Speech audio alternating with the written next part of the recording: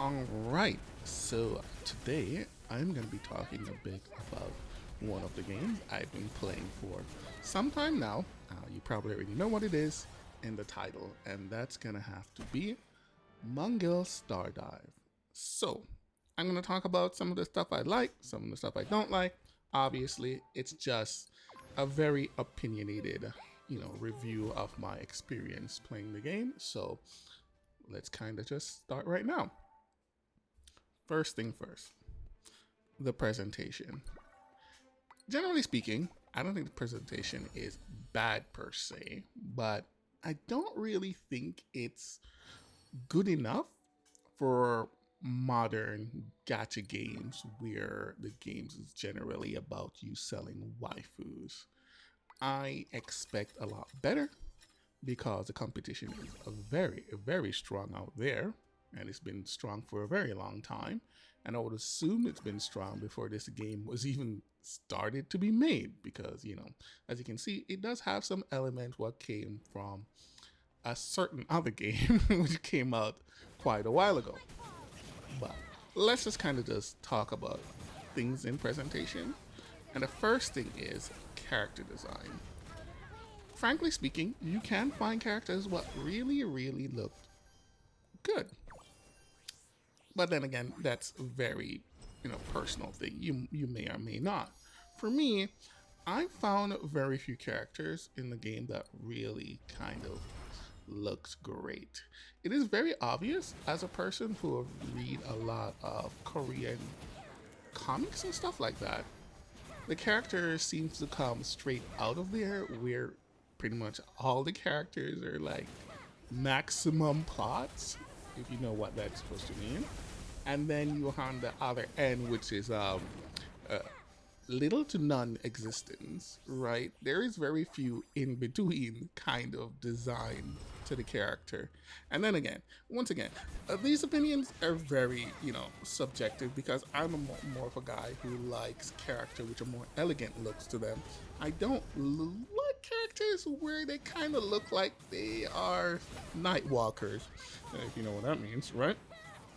But you can find some of the characters which are, you know, good, but then the majority of the characters are just not good. It's very anime kind of, with a lot of mixed match of different things in them.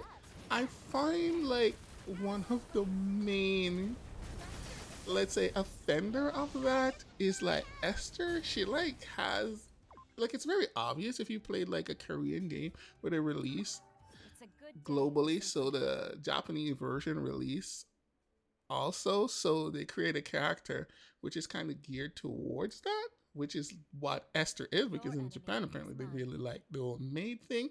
But she like has everything, so she has like big plot and on her boobs she has, obviously she's wearing the maid dress, she is short, she is this, and she's wearing a high patch, and I'm like, whoa, that's a lot. That's not particularly elegant.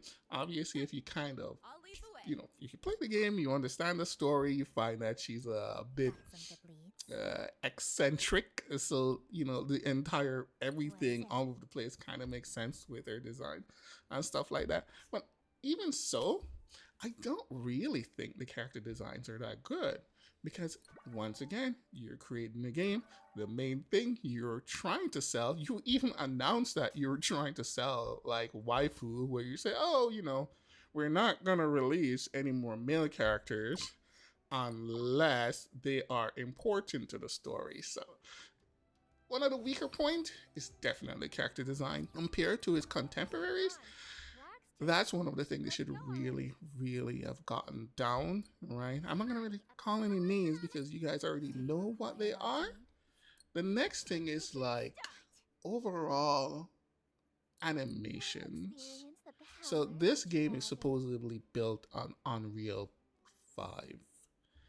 And there's a thing, because I do know a bit, and about the old game development things and whatever it is. It does feel like a game which is, you get the Unreal editor and you put stuff in it. You know, yo, I'm using Unreal 5. Here's the editor. Here is some models. Here is some textures. Do some code thingies, right? But they don't really make the engine their own and really fine tune things to get like a good result. And I'm gonna name drop like Enfield is Unity, and bar none, right now it has like the best character. Like, I'm not gonna say design, but overall quality, animation, textures, all of that stuff. Right, when I play these games and I'm controlling my character, one of the things that I always look at, I look at my character, how the character moves and stuff like that. Like, how is their locomotion? So if you're using Unreal 5 and the locomotions is like a dollar store game locomotion because you've been putting a lot of work, it doesn't really sell as well. So when you take like the animations in general and then you take the character design, which are not very great, yeah, you kind of like lessen the quality of your product because you just didn't put in a lot of work. And that's kind of the entire thing with the presentation.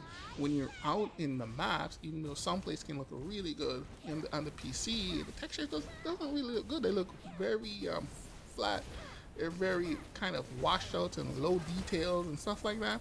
And I've seen other games, and the funny thing is these games are produced in Unreal 5, but they're produced by a Chinese company, and they're huge open world with multiplayers and all that kind of stuff, and they look incredible. Some of the best looking games, right? Not gonna call my name. Maybe I'll actually play it soon, but you kind of have that going on with the presentation. Now, talk about gameplay. Frankly speaking, I actually like the gameplay. I actually do. Not really the activity itself, but the gameplay. And, it's simple, but it's very reactive with the counter and the dodge and all of those stuff. I actually find the mobs them to be a lot more interesting than a lot of the other games I've actually played. So you play quite a few bosses, and it's actually very, very, very fun to actually fight the bosses because they actually do have mechanics.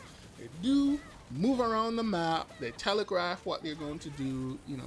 Some of them are kind of like, like tank and spank or whatever, but some of them are like really, really good.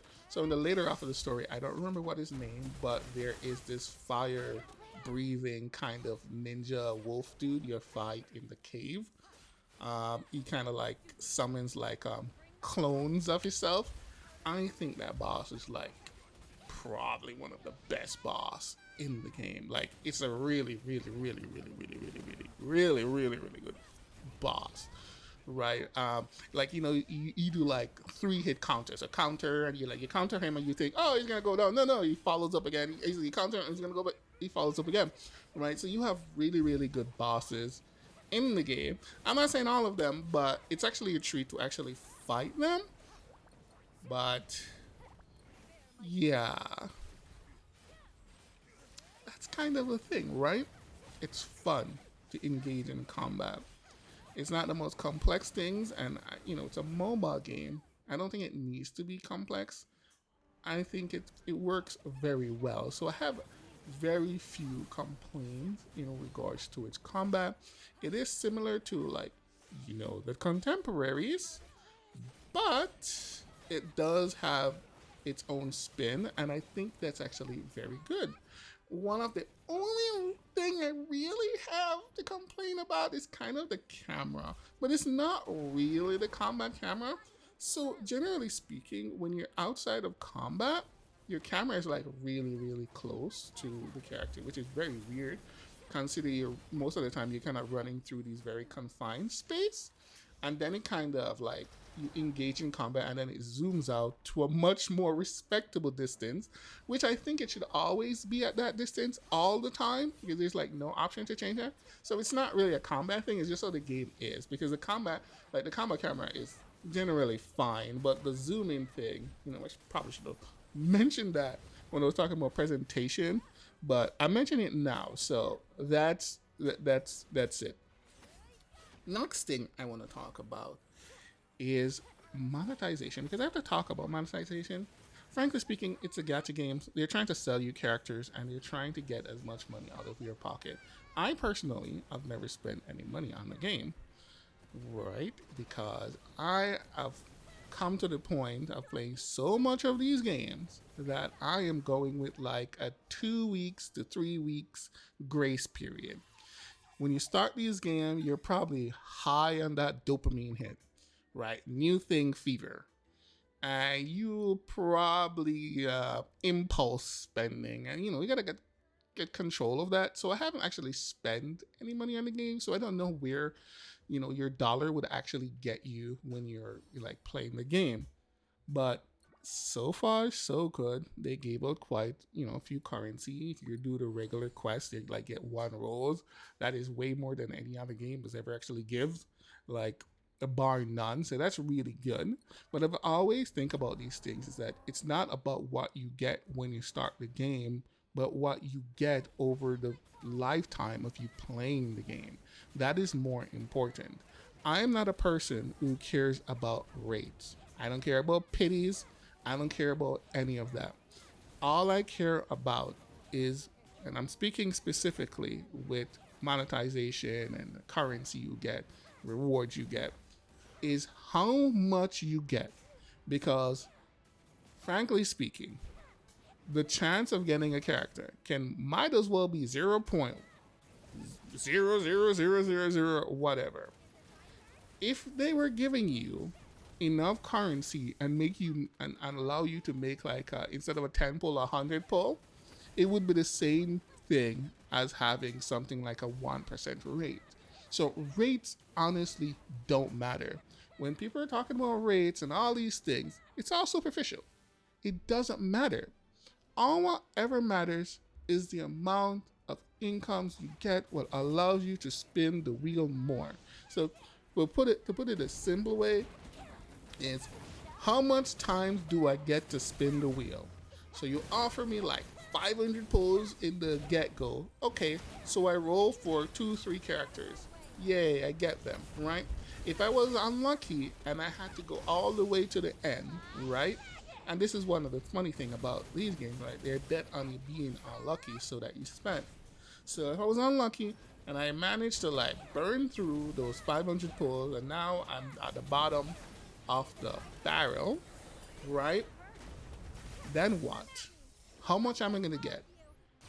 I, for one, if your pity is, let's say, I don't know, say 90. I look at it like if you are giving me 50 to 60 of that 90, right? Within like every 1.5 banner, that's a good deal. That's a very good deal, right? So when we talk about monetization, it comes down to how much incomes and how much pulls I'm actually getting.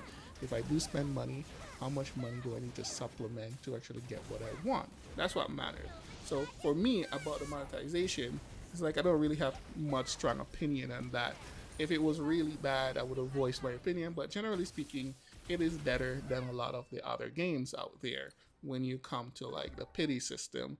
And frankly speaking, even a lot of their like unique weapon things, or what they call artifacts, you can live without them, right? Because so much of your actual stat actually comes from, well, getting equipment.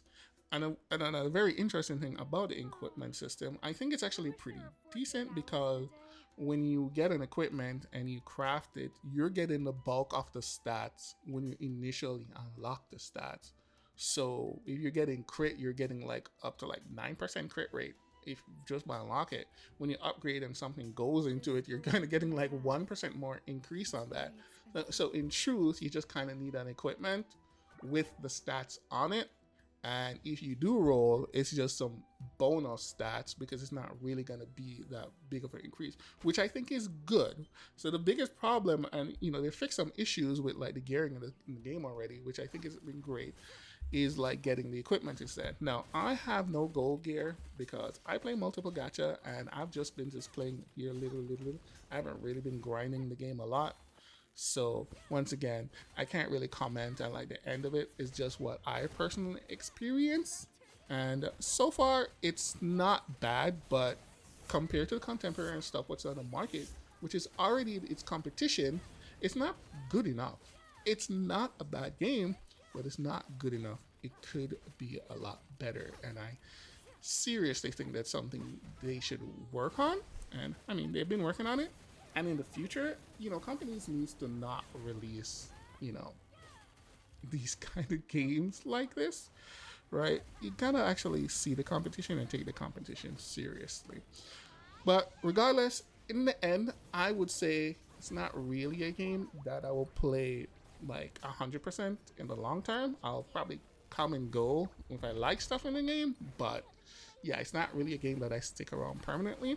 It's not a bad game. For a mobile game, it's pretty decent, but there is just so many better games you can play out there. So what's the point in wasting your time here? And that's kind of the biggest problem with the game. There is just so many other better games out there. Essentially, it's just not good enough. And that's not saying it's a bad game. It's not good enough for the time it's released in this current time period. So yeah, that's kind of my opinion. And I'll see you guys in another one.